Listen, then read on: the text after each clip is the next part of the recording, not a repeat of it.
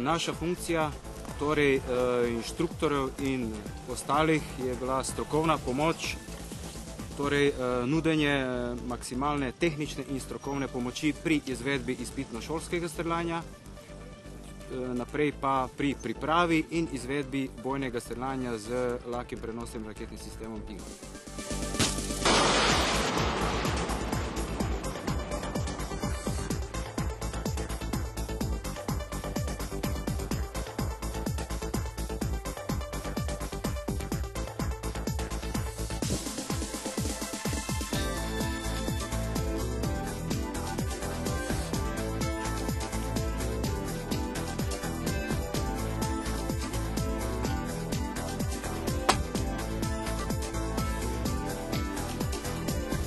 Usposabljanje je potekalo v dveh delih.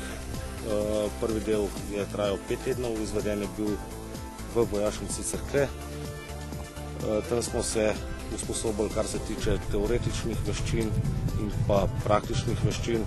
To smo usposabljali na trenažerjih in simulatorjih.